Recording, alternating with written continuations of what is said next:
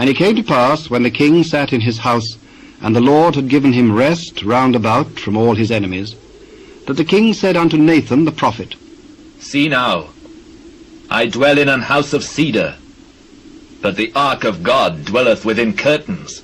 Go, do all that is in thine heart, for the Lord is with thee.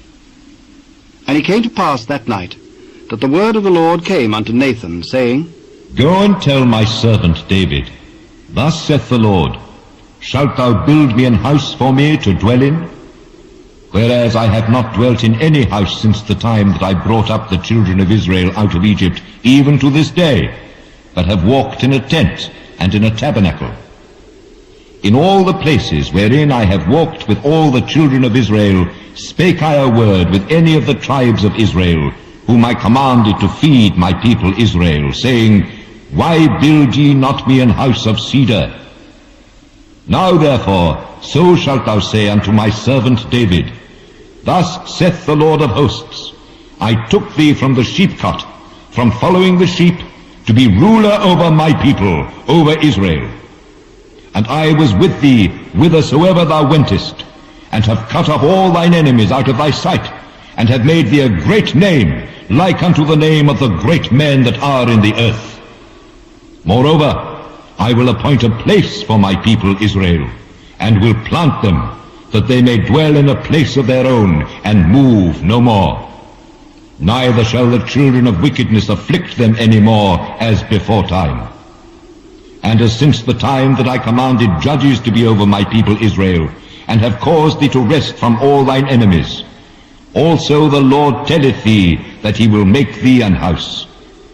And when thy days be fulfilled, and thou shalt sleep with thy fathers, I will set up thy seed after thee, which shall proceed out of thy bowels, and I will establish his kingdom. He shall build an house for my name, and I will establish the throne of his kingdom forever. I will be his father, and he shall be my son. If he commit iniquity, I will chasten him with the rod of men, and with the stripes of the children of men. But my mercy shall not depart away from him, as I took it from Saul, whom I put away before thee.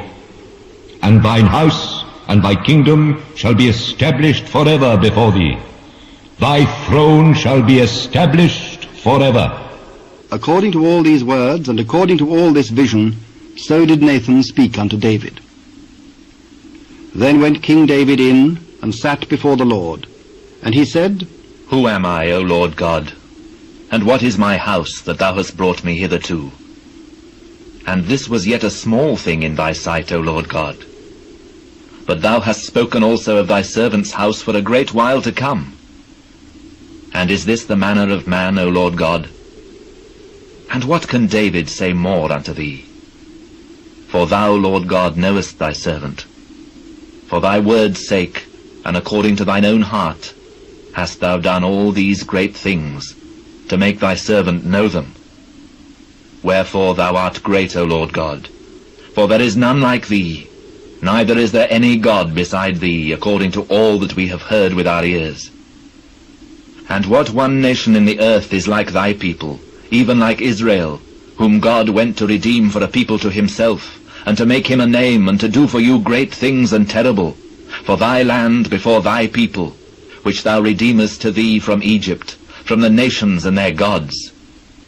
For thou hast confirmed to thyself thy people Israel, to be a people unto thee forever, and thou, Lord, art become their God.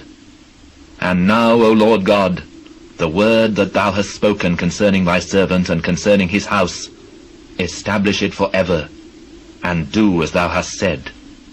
And let thy name be magnified forever, saying, The Lord of hosts is the God over Israel. And let the house of thy servant David be established before thee. For thou, O Lord of hosts, God of Israel, hast revealed to thy servant, saying, I will build thee an house. Therefore hath thy servant found in his heart to pray this prayer unto thee. And now, O Lord God, thou art that God, and thy words be true, and thou hast promised this goodness unto thy servant. Therefore now let it please thee to bless the house of thy servant, that it may continue for ever before thee. For thou, O Lord God, hast spoken it, and with thy blessing let the house of thy servant be blessed for ever.